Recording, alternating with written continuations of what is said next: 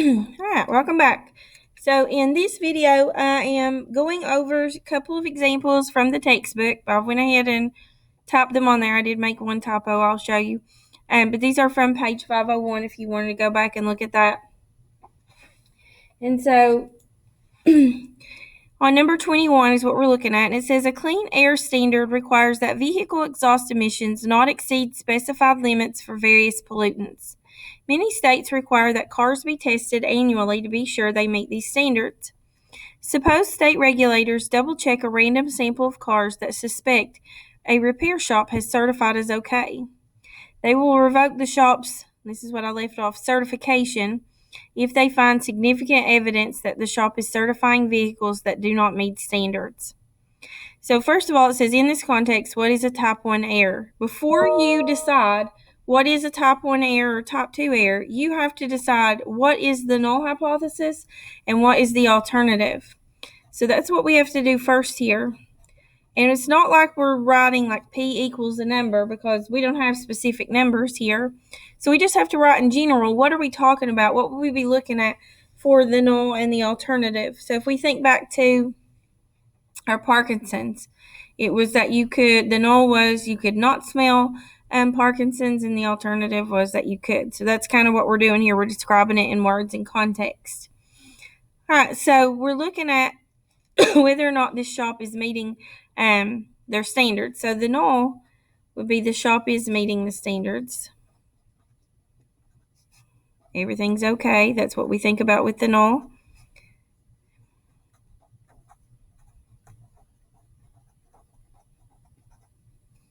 And then the alternative would be they're not actually meeting the standards and they're certifying cars that are not okay.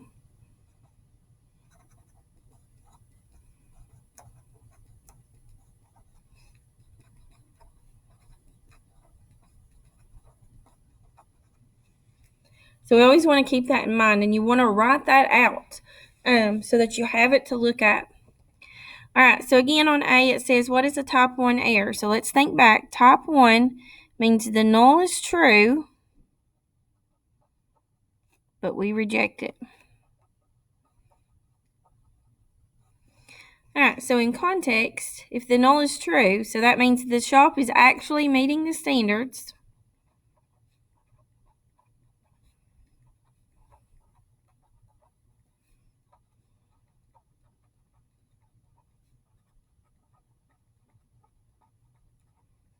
Okay, but these state regulators think that they are not.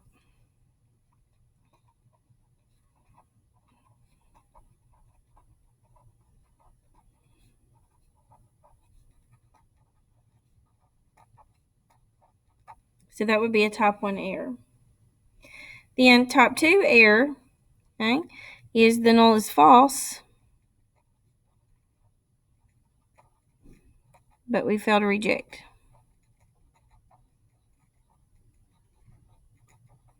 So we believe it is true instead of false. So if the null is false, the shop is not actually meeting the standards.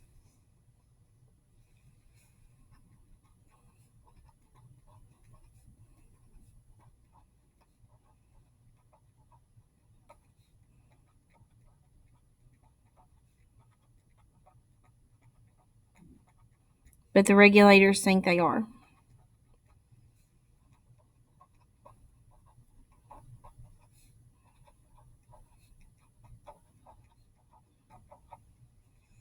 All right, so then a lot of times when we're asked about what are these errors, we have to look at the consequences of the error and what one would be more serious. So on C it said, which type of error would the shop's owner, so we're thinking about the shop's owner, consider more serious? All right, so let's think about the consequences of each of these. On A, the shop is actually meeting the standards, but the regulators say they're not. What's happening? Then they won't certify the shop, so they'll probably have to close or go through more some other process to get recertified. If it's a type 2 error, the shop thinks the regulators think they're meeting it, and they're good to go. So they're not, but they're actually still working. So as the shop owner, I would consider a type 1 error more serious. Because if the regulators say I'm not meeting my standards and I am, then they're probably going to close my shop till I'm recertified.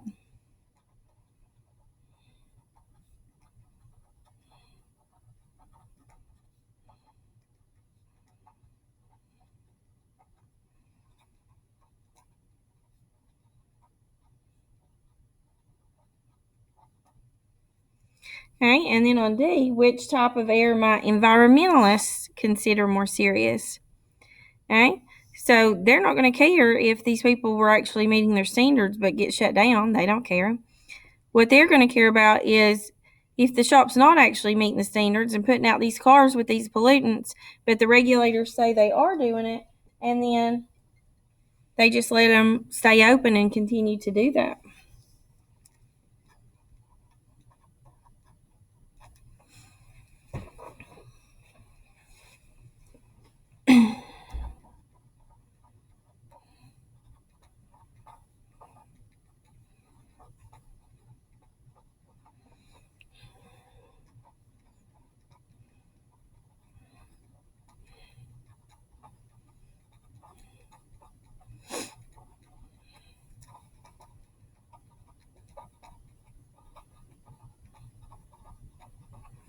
So type 2, because the shop will continue to certify cars and say you're good to go out on the road, but they don't actually meet the emission standards.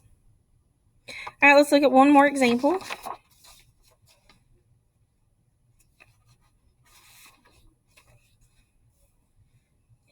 All right, so here it says production managers on an assembly line must monitor the output to be sure that the level of defective products remains small. They periodically inspect a random sample of items produced.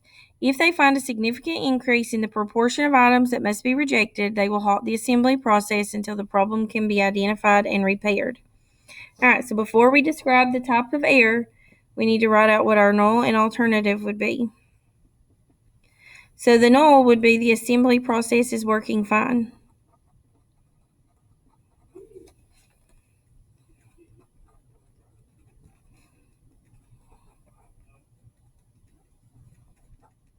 And the alternative would be the assembly process is producing defective items.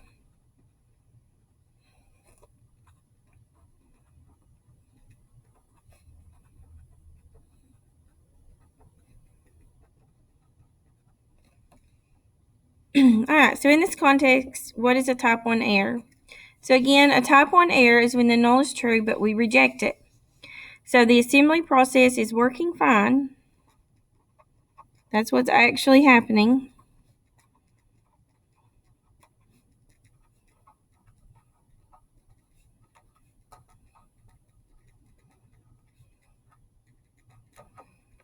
But the managers think that it is not.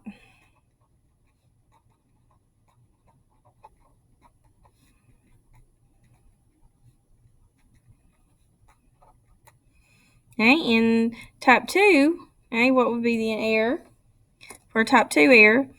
And that would be the null is false. So the assembly process is actually producing defective items, but the managers think that it is working fine.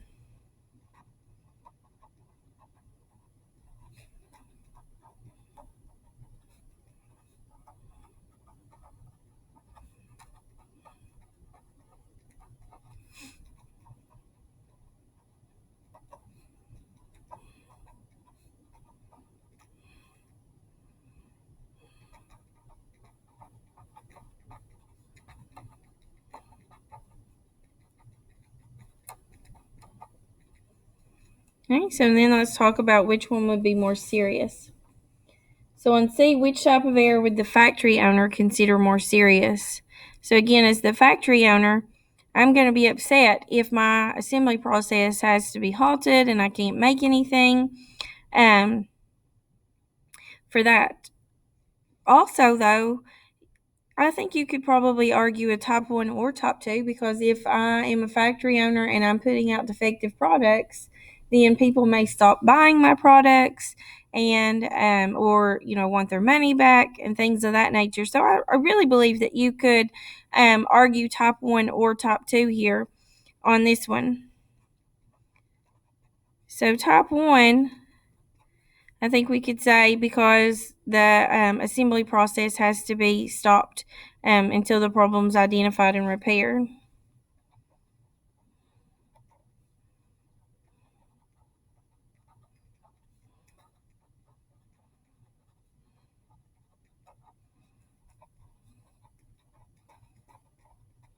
But I also think on this one you could argue a top 2 error. And there are those free response questions where you could argue either answer as long as you back it up. And so I feel like you could say top 2 here because if we're putting out defective products, then people may want their money back or stop buying them.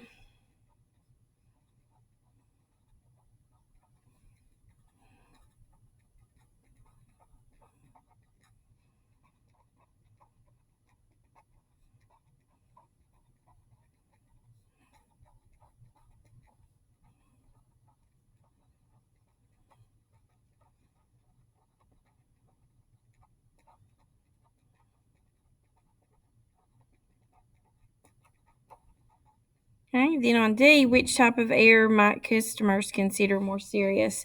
So I do think that one's pretty obvious. I think customers would think a top 2 error would be more serious because they would potentially be buying defective products.